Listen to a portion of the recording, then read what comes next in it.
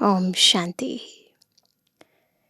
ईश्वरीय याद आत्मा को अंदर से शक्तिशाली बनाती है और वो शक्ति हमारे कर्मों से कमजोरियों को मिटा देती है।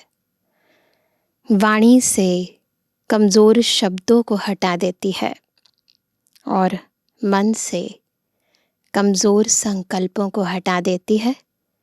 शक्तिशाली मन, शक्तिशाली वचन और शक्तिशाली कर्मों के साथ आत्मा सर्वशक्तिमान बन जाती है और यही शक्ति फिर दिव्य गुणों के रूप में सतयुग के अंदर, त्रेता में और उसके बाद के युगों में आत्मा की धरोहर की तरह काम करती है। आज की मुरली हमें ईश्वरीय याद के इस बल को कैसे गुणों के रूप में, जब हम एक दूसरे के साथ संबंध संपर्क में आते हैं, गुणों के रूप में कैसे प्रयोग करना है, व्यवहार को कैसे बदलना है, संबंध संपर्क में आते कैसे एक दूसरे को दृष्टि से, वृत्ति से, कृति से जयदान देना है, वरदान देना है, हमें सिखा रही है। बहुत ही ध्यान से हम आज की मुरली को सुनेंगे और धारण करेंगे। सुनते हैं आज के मधुर महावाक्य। आज है 29 अप्रैल 2025। बाबा के महावाक्य हैं, मीठे बच्चे, यह तुम्हारा बहुत अमूल्य जन्म है। इसी जन्म में तुम्हें मनुष्य से देवता बनने के लिए, पावन बनने का पुरुषार्थ करना है। प्रश्न है, ईश्वरीय संतान कहलाने वाले बच्चों की मुख्य धारणा क्या होगी? उत्तर है, वह आपस में बहुत बहुत शीरखंड होकर रहेंगे, कभी लोन पानी नहीं होंगे। जो देह अभिमानी मनुष्य हैं, वह उल्टा सुल्टा बोलते, लड़ते झगड़ते हैं। तुम बच्चों में वह आदत नहीं हो सकती।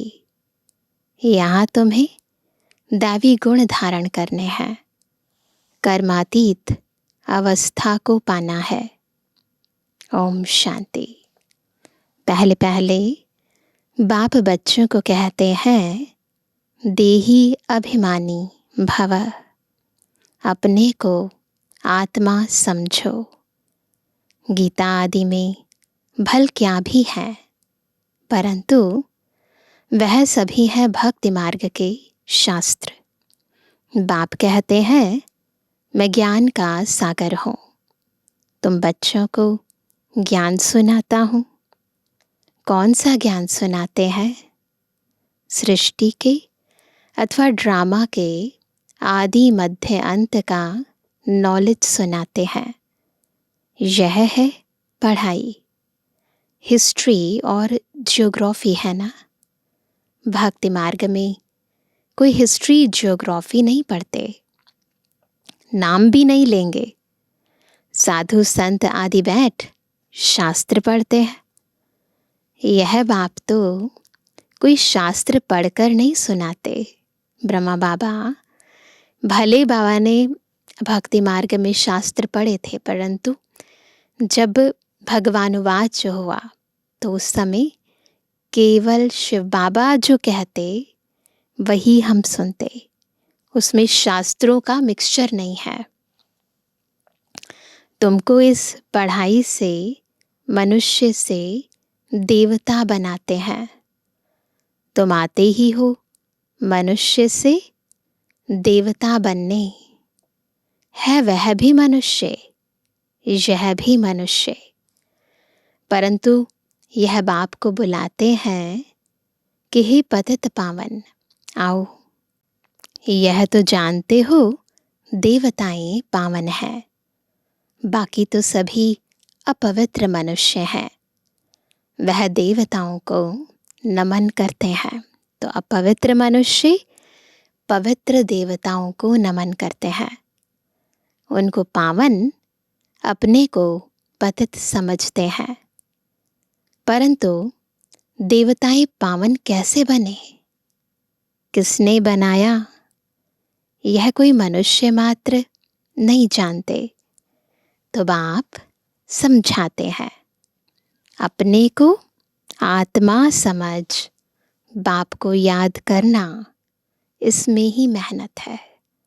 इसमें मेहनत भी है और इसी से ही हमारे विकर्म विनाश होते हैं, आत्मा पावन बनती है। तो बाबा कहते हैं कि ये मेहनत करनी है।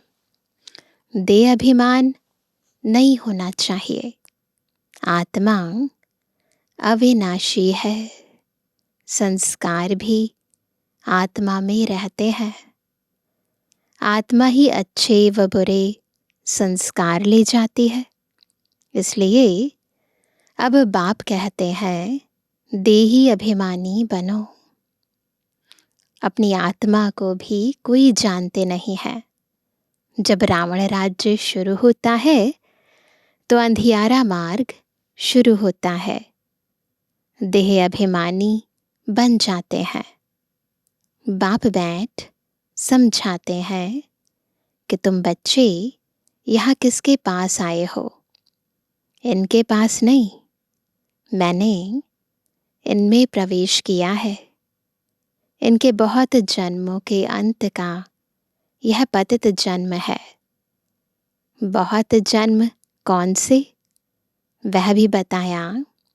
आधा कल्प है पवित्र जन्म, आधा कल्प है पतित जन्म। तो यह भी पतित हो गया। ब्रह्मा अपने को देवता व ईश्वर नहीं कहता। मनुष्य समझते हैं प्रजापिता ब्रह्मा देवता था, तब कहते हैं ब्रह्मा देवताए नमः। बाप समझाते हैं, ब्रह्मा जो पतित था, बहुत जन्मों के अंत में वह फिर पावन बन देवता बनते हैं। ये राज किसी शास्त्र में नहीं है, केवल बाबा जब आते हैं तब हमें समझाते हैं। तो बाबा कहते हैं तुम हो बीके, यानी ब्रह्मा बाबा के बच्चे, ब्रह्मा कुमार कुमारियां। तुम भी ब्राह्मण, यह ब्रह्मा भी ब्राह्मण। इनको देवता कौन कहता है? ब्रह्मा को ब्राह्मण कहा जाता है, ना कि देवता। जब यह जब पवित्र बनते हैं तो भी ब्रह्मा को देवता नहीं कहेंगे। जब तक विष्णु यानी लक्ष्मी नारायण ना बने तब तक देवता नहीं कहेंगे, है ना। तुम ब्राह्मण ब्राह्मणियां हो। तुमको पहले पहले शूद्र से ब्राह्मण, ब्राह्मण से देवता बनाता हूँ। यह तुम्हारा अमूल्य हीरे जैसा जन्म कहा जाता है। भल कर्म भोग तो होता ही है। तो अब बाप कहते हैं अपने को आत्मा समझ मुझ बाप को याद करते रहो। यह प्रैक्टिस होगी तभी वे कर्म विनाश होंगे। देहधारी समझा तो वे कर्म विनाश नहीं होंगे। आत्मा ब्राह्मण नहीं है, शरीर साथ है, तभी ब्राह्मण फिर देवता शूद्र आदि बनते हैं। तो अब बाप को याद करने की मेहनत है, सहज योग भी है। बाप कहते हैं सहजते सहज भी है, कोई कोई को फिर डिफ़िकल्ट भी बहुत भासता है ना। अगर बॉडी कॉन्शियसनेस में है तो डिफ़िकल्ट है, और अगर आत्मिक स्थिति में है तो सहज है। खड़ी खड़ी देह अभिमान में आकर बाप को भूल जाते हैं। तो भूल का कारण भी क्या है? देह अभिमान। टाइम तो लगता है ना देही अभिमानी बनने में, प्रैक्टिस चाहिए। है ना। वो भी प्रैक्टिस ऐसी हो जाए कि नेचुरल नेचर बन जाए, है ना। नेचुरली हम आत्मिक स्थिति में स्थित होकर कर्म में आए। ऐसे हो नहीं सकता कि अभी तुम एक रस हो जाओ और बाप की याद स्थायी ठहर जाए। तो उसके लिए टाइम चाहिए ना। नहीं, कर्मातीत अवस्था को पालें, फिर तो शरीर भी रह ना सके। पवित्र आत्मा हल्की हो एकदम शरीर को छोड़ दे। पवित्र आत्मा के साथ अपवित्र शरीर रह ना सके। ऐसे नहीं कि यह दादा कोई पार पहुंच गया है।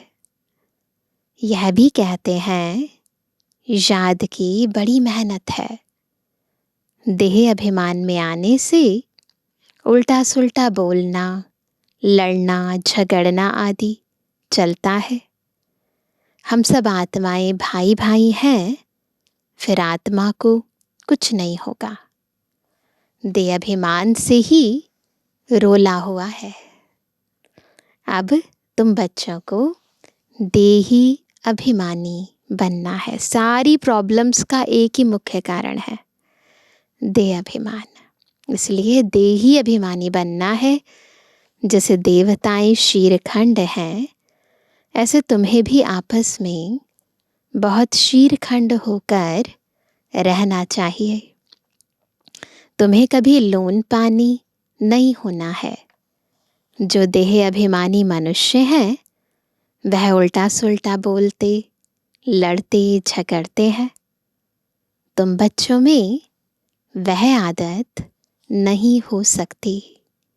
यहाँ तो तुमको देवता बनने के लिए दैवी गुण धारण करने हैं। कर्मातीत अवस्था को पाना है। जानते हो, यह शरीर, यह दुनिया पुरानी तम प्रधान है। पुरानी चीज से, पुराने संबंध से नफरत करनी पड़ती है। देह अभिमान की बातों को छोड़ अपने को आत्मा समझ बाप को याद करना है, तो पाप विनाश होंगे। बहुत बच्चे याद में फेल होते हैं, ज्ञान समझाने में बड़े तीखे जाते हैं, परंतु याद की मेहनत बहुत बड़ी है, बड़ा इम्तिहान है। आधा कल्प के पुराने भक्त ही समझ सकते हैं। भक्ति में जो पीछे आए हैं, वह इतना समझ नहीं सकेंगे। बाप इस शरीर में आकर कहते हैं, मैं हर 5000 वर्ष बाद आता हूँ। मेरा ड्रामा में पार्ट है और मैं एक ही बार आता हूँ। यह वही संगम युग है। लड़ाई भी सामने खड़ी है। यह ड्रामा है ही 5000 वर्ष का। कलयुग की आयु अभी 40,000 वर्ष और हो तो पता नहीं क्या हो जाए। वह तो कहते हैं, भल भगवान भी आ जाए तो भी हम शास्त्रों की राह नहीं छोड़ेंगे। यह भी पता नहीं है कि 40,000 वर्ष बाद कौन सा भगवान आएगा। ये पहले कहते थे 40,000 वर्ष हैं अभी कलयुग खत्म होने में, लेकिन अभी तो सब समझ गए हैं कि ये अंतिम समय चल रहा है। कोई समझते कृष्ण भगवान आएगा, कहते ना कल की अवतार होते हैं। तो बाबा कहते हैं, थोड़ा ही आगे चल तुम्हारा नाम बाला होगा, परंतु वह अवस्था होनी चाहिए। आपस में बहुत बहुत प्रेम होना चाहिए। तुम ईश्वरीय संतान होना, तुम खुदाई खिदमतगार गाए हुए हो। किसकी खिदमत पर बैठे हैं हम? शिव बाबा की, खुदा की। कहते हो हम बाबा के मददगार हैं, पतित भारत को पावन बनाने। बाबा कल्प कल्प हम आत्म अभिमानी बन आपकी श्रीमत पर योग बल से अपने विकर्म विनाश करते हैं। योग बल है साइलेंस बल। साइलेंस बल और साइंस बल में रात दिन का फर्क है। आगे चलकर तुमको बहुत साक्षात्कार होते रहेंगे। शुरू में कितने बच्चों ने साक्षात्कार किए, पाठ बजाए, आज वह है नहीं। माया खा गई। योग में न रहने से माया खा जाती है। जबकि बच्चे जानते हैं भगवान हमको पढ़ाते हैं, तो फिर कायदे सिर पढ़ना चाहिए, नहीं तो बहुत बहुत कम पद पाएंगे। तो अगर ऊंचा पद पाना है, कायदे सिर पढ़ना है। सजाएं भी बहुत खाएंगे। गाते भी है ना, जन्म जन्मांतर का पापी हूँ। वहाँ यानी सतयुग में तो रावण का राज्य ही नहीं, तो विकार का नाम भी कैसे हो सकता है। वह है ही संपूर्ण निर्विकारी राज्य। वह राम राज्य, यह है रावण राज्य। इस समय सब तमोप्रधान है। हर एक बच्चे को अपनी स्थिति की जांच करनी चाहिए। तो ये होमवर्क है हमारा, हमको अपनी स्थिति की जांच करनी है कि हम बाप की याद में कितना समय रह सकते हैं। चेक करना ना, बिल्कुल निरंतर याद हो। जब हम बाबा को याद करने बैठे, किसी और की याद ना आए। एकाग्र चित्त, तो एकाग्र चित्त एक रस स्थिति कितनी देर तक लगातार कर सकते हैं, तो ये जांच करनी है। दैवी गुण कहाँ तक धारण किए हैं, ये भी चेक करने हैं। मुख्य बात अंदर देखना है, आत्मा के अंदर हमारे में कोई अवगुण तो नहीं है। हमारा खान पान कैसा है। अब इसमें ये तो ठीक है कि शुद्ध अन्न है, सात्विक अन्न है, परंतु भोजन बनाते हुए, भोजन खाते हुए, भोजन परोसते हुए हमारी स्थिति कैसी है। लोभवश तो नहीं खा रहे हैं, है ना। अंदर चेक करना है ना। खाने के लिए जी रहे हैं, जीने के लिए खा रहे हैं। तो भोजन के अंदर केवल भोजन की क्वालिटी वाली परहेज नहीं, अपितु भोजन बनाते हुए हमारी वृत्ति कैसी है, स्थिति कैसी है, उसका भी ध्यान रखना है। सारे दिन में कोई फालतू बात व झूठ तो नहीं बोलते हैं, ये भी बहुत महीन चेकिंग है। जो हमने शब्द बोले ना, कोई फालतू बात तो नहीं करी। शरीर निर्वाह अर्थ भी झूठ आदि बोलना पड़ता है ना। फिर मनुष्य धर्माओं निकालते हैं तो पाप हल्का हो जाए। अच्छा, कर्म करते हैं तो उसका भी रिजल्ट मिलता है। कुछ गलत काम किया, फिर धर्माओं निकाल दिया बैलेंस करने के लिए, परंतु बाबा कहते ठीक है, अच्छा काम करेंगे तो कुछ ना कुछ उसका भी फल मिल ही जाएगा। कोई ने हॉस्पिटल बनवाया तो अगले जन्म में अच्छी हेल्थ मिलेगी। कॉलेज बनवाया तो अच्छा पढ़ेंगे। परंतु पाप का प्रायश्चित क्या है। जो पाप किया उसका क्या, उसके लिए फिर क्या करते हैं, गंगा स्नान करने जाते हैं। बाकी जो धन दान करते हैं तो उसका दूसरे जन्म में मिल जाता है। उसमें पाप कटने की बात नहीं रहती है। ये बाबा बहुत अच्छे से क्लियर कर रहे हैं। ऐसा नहीं है कि धर्माओं निकाला या कोई धर्मशाला बनाई, कॉलेज बनाया, हॉस्पिटल में लाया तो उससे आपके जो पाप कर्म किए हैं वो कर्म की भोगना नहीं भोगनी पड़ेगी। नहीं, पाप कर्मों का खाता अलग है और पुण्य कर्मों का खाता अलग है। पुण्य का भी फल मिलेगा और पाप का भी फल मिलेगा, प्रायश्चित करना ही पड़ेगा। तो बाबा कहते हैं बाकी जो धन दान करते हैं तो उसका दूसरे जन्म में मिल जाता है।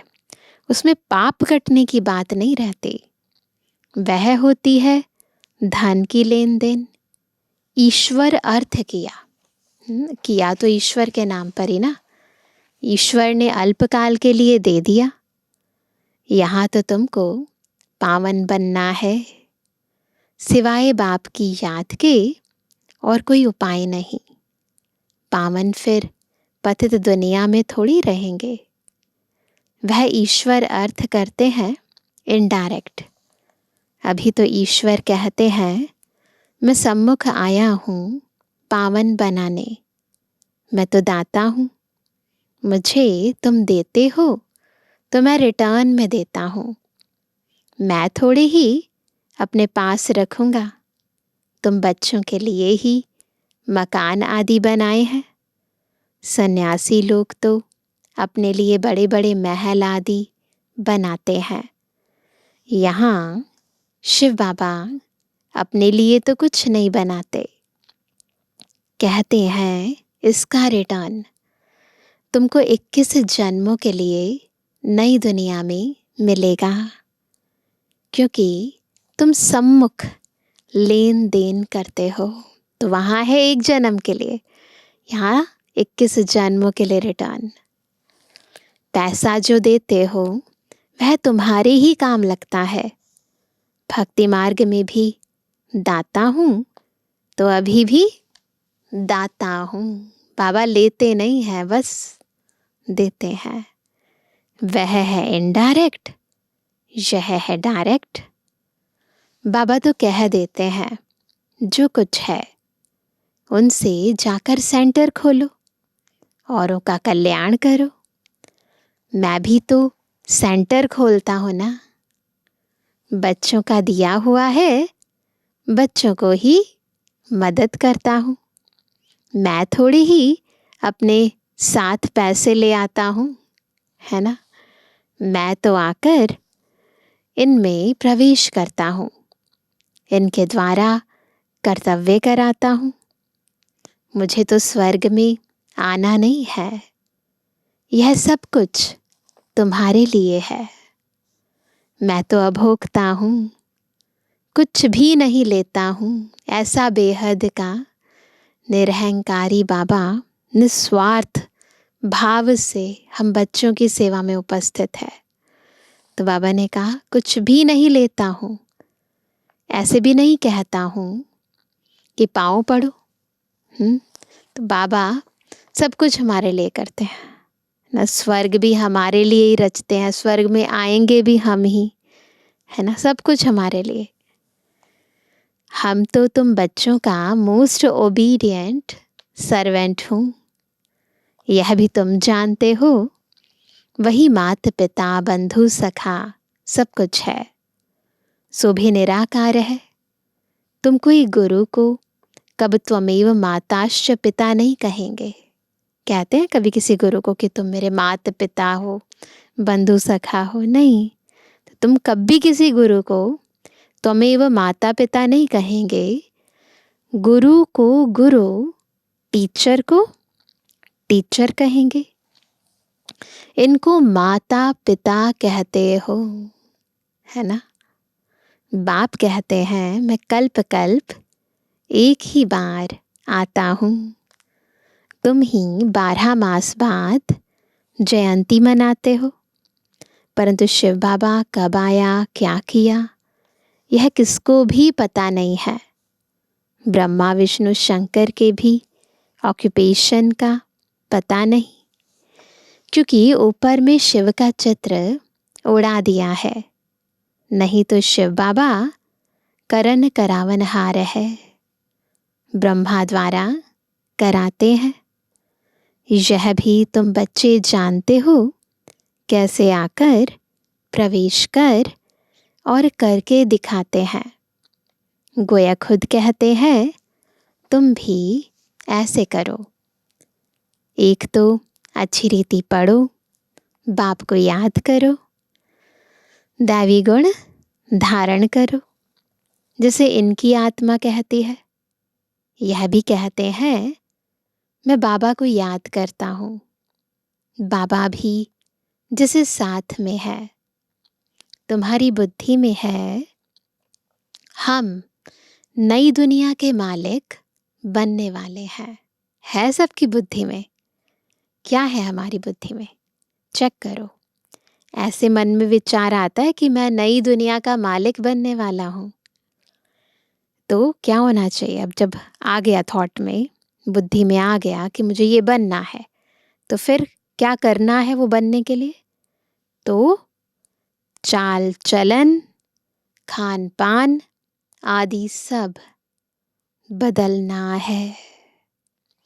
विकारों को छोड़ना है, सुधरना तो है। जैसे जैसे सुधरेंगे, फिर शरीर छोड़ेंगे तो ऊंच कुल में जन्म लेंगे। नंबरवार कुल के भी होते हैं। यहाँ भी बहुत अच्छे अच्छे कुल होते हैं। 4-5 भाई सब आपस में इकट्ठे रहते हैं, कोई झगड़ा आदि नहीं होता है। अभी तुम बच्चे जानते हो, हम अमर लोक में जाते हैं, जहाँ काल नहीं खाता। डर की कोई बात नहीं। यहाँ तो कंट्रास्ट है। यहाँ तो दिन प्रतिदिन डर बढ़ता जाएगा, बाहर निकल नहीं सकेंगे। यह भी जानते हैं, यह पढ़ाई कोटों में कोई ही पढ़ेंगे। कोई तो अच्छी रीति समझते हैं, लिखते भी हैं, बहुत अच्छा है। ऐसे बच्चे भी आएंगे जरूर। राजधानी तो स्थापन होनी है ना। बाकी थोड़ा टाइम बचा है। बाप उन पुरुषार्थी बच्चों की बहुत बहुत महिमा करते हैं, जो याद की यात्रा में तीखी दौड़ी लगाने वाले हैं। मुख्य है याद की बात। इससे पुराने हिसाब किताब चुकत होते हैं। कोई कोई बच्चे बाबा को लिखते हैं, बाबा हम इतने घंटे रोज याद करता हूँ। तो बाबा भी समझते हैं। क्या समझेंगे बाबा? यह बहुत पुरुषार्थी है। पुरुषार्थ तो करना है ना। इसलिए बाप कहते हैं, आपस में कभी भी लड़ना झगड़ना नहीं चाहिए। यह तो जानवरों का काम है। लड़ना झगड़ना यह है देह अभिमान। बाप का नाम बदनाम कर देंगे। बाप के लिए ही कहा जाता है, सतगुरु का नंदक ठोर ना पाए। साधुओं ने फिर अपने लिए कह दिया है, तो माताएं उनसे बहुत डरती हैं कि कोई श्राप ना मिल जाए। अभी तुम जानते हो, हम मनुष्य से देवता बन रहे हैं। सच्ची सच्ची अमर कथा सुन रहे हैं। कहते हो, हम इस पाठशाला में आते हैं श्री लक्ष्मी नारायण का पद पाने लिए, और कहाँ ऐसे कहते नहीं। अभी हम जाते हैं अपने घर। इसमें याद का पुरुषार्थ ही मुख्य है। आधा कल्प याद नहीं किया है, अब एक ही जन्म में याद करना है। आधा कल्प तो जानते ही नहीं थे, तो याद क्या ही किया। यह है मेहनत, याद करना है। दैवी गुण धारण करना है। कोई पाप कर्म किया तो 100 गुना दंड पड़ जाएगा। पुरुषार्थ करना है, अपनी उन्नति करनी है। तो आज कितना होमवर्क मिला हम सबको, है ना। आत्मा ही शरीर द्वारा पढ़कर बैरिस्टर व सर्जन आदि बनती है ना। यह लक्ष्मी नारायण पद तो बहुत ऊंचा है ना। आगे चल तुमको साक्षात्कार बहुत होंगे। तुम हो सर्वोत्तम ब्राह्मण कुलभूषण स्वदर्शन चक्रधारी, कल्प पहले भी यह ज्ञान तुमको सुनाया था, फिर तुमको सुनाते हैं। तुम सुनकर पद पाते हो, सुनते हैं, समाते हैं, स्वरूप में लाते हैं, तब पद पाते हैं। फिर यह ज्ञान प्राय लोप हो जाता है। फिर तो न सतयुग में न त्रेता में। बाकी यह शास्त्र आदि सब हैं भक्ति मार्ग के। अच्छा मीठे मीठे कहते जन्मानी बच्चों पितृवानी बाप दादा का दिल जान सको प्रेम से नंबरवार पुरुषार्थ अनुसार याद कर। रूहानी बच्चों की रूहानी बाप दादा को गुड मॉर्निंग, नमस्ते नमस्ते नमस्ते। धारणा के लिए मुख्य सार पहला, अंदर अपनी जांच करनी है। हम बाप की याद में कितना समय रहते हैं, दैवी गुण कहाँ तक धारण किए हैं, हमारे में कोई अवगुण तो नहीं है, हमारा खान पान चाल चलन रॉयल है, फालतू बातें तो नहीं करते, झूठ तो नहीं बोलते हैं। दूसरा, याद का चार्ट बढ़ाने के लिए अभ्यास करना है। हम सब आत्माएं भाई भाई हैं, देह अभिमान से दूर रहना है, अपनी एक रस स्थिति जमानी है, इसके लिए टाइम देना है। वरदान है पांचों तत्वों और पांचों विकारों को अपना सेवाधारी बनाने वाले मायाजीत स्वराज्य अधिकारी भव। जैसे सतयुग में विश्व महाराजा व विश्व महारानी की राजाई ड्रेस को पीछे से दास दासियां उठाते हैं, देखा है ना आपने? ऐसे नहीं देखा होगा, परंतु वैसे कहीं ना कहीं चित्रों में ज़रूर देखा होगा कि राजा महाराजाएं और रानियों की पीछे इतना बड़ा कपड़ा होता है और उसे दास दासियां उठाते हैं। तो बाबा ने कहा कि ऐसे संगम युग पर आप बच्चे जब मायाजीत स्वराज्य अधिकारी बन टाइटल्स रूपी ड्रेस से, कौन सी ड्रेस? टाइटल्स रूपी ड्रेस सजे सजाए रहेंगे, तो ये पांच तत्व और पांच विकार आपकी ड्रेस को पीछे से उठाएंगे, अर्थात अधीन होकर चलेंगे। इसके लिए दृढ़ संकल्प की बेल्ट से टाइटल्स की ड्रेस को टाइट करो।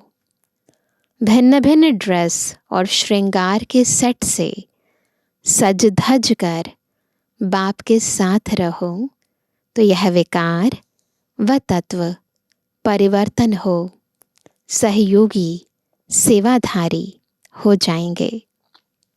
स्लोगन है, जिन गुणों व शक्तियों का वर्णन करते हो उनके अनुभवों में खो जाओ। अनुभव ही सबसे बड़ी अथॉरिटी है।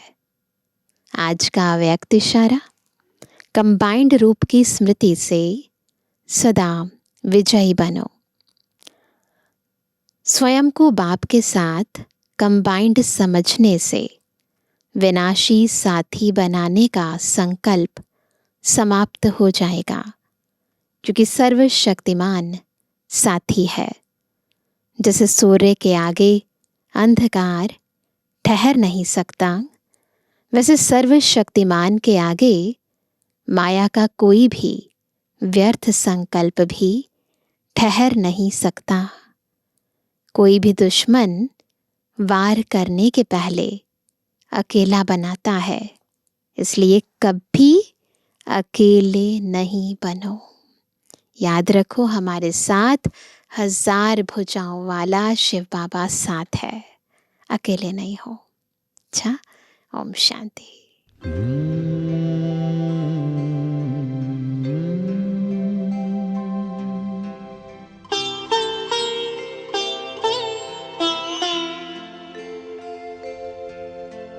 हम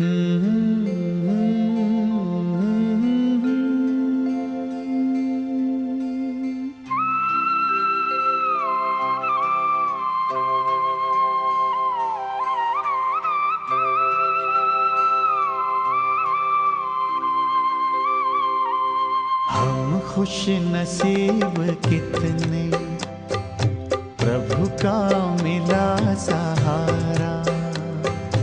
हम खुश नसीब कितने, प्रभु का मिला सहारा।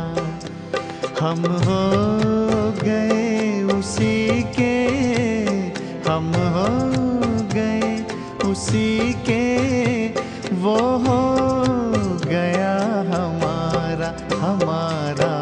हम खुश नसीब कितने, प्रभु का मिला सहारा। हम हो गए उसी के, हम हो गए उसी के, वो हो गया हमारा हमारा। हम खुश नसीब कितने, प्रभु का मिला सहारा।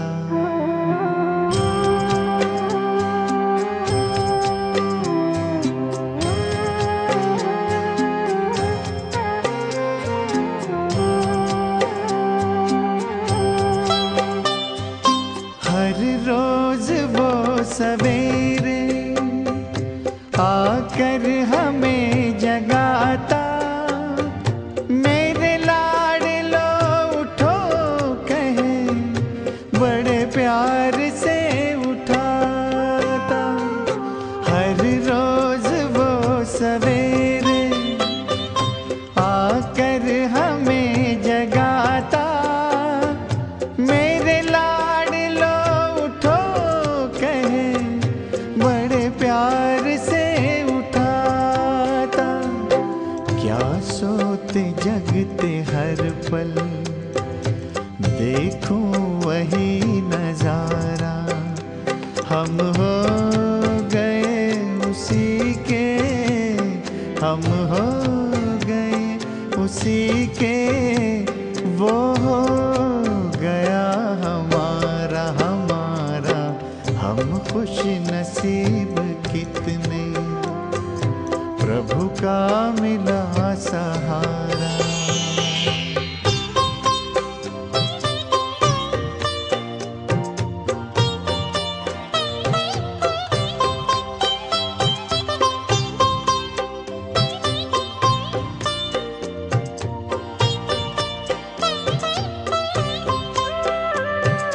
सद्ज्ञान के लुटाए हम पर वो हीरे मोती। मेरी ही एक की क्या, जग की जगाए ज्योति। सद्ज्ञान के लुटाए हम पर वो हीरे मोती। मेरी ही एक की क्या, जग की जगाए ज्योति। हमें हर कदम पे देता शिक्षाओं का इशारा। हम हो गए उसी के, हम हो गए उसी के, वो हो गया हमारा हमारा। हम खुश नसीब कितने, प्रभु का मिला सहारा।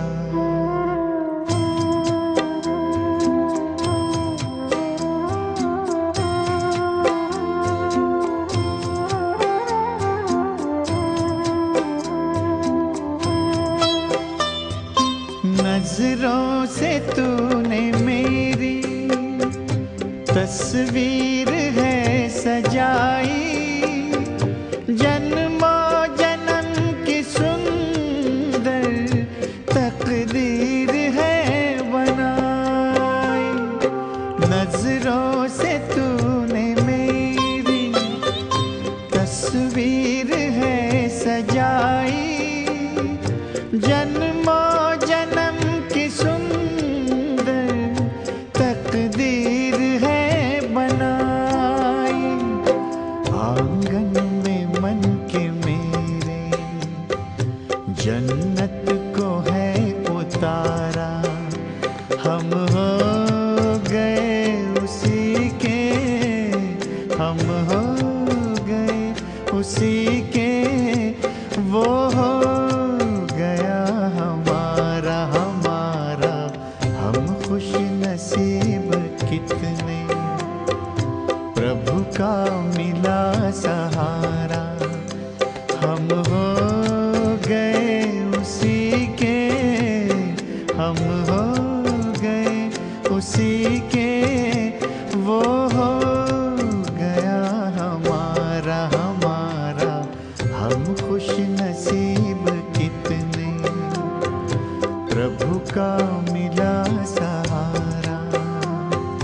हम खुश नसीब कितने, प्रभु का मिला सहारा।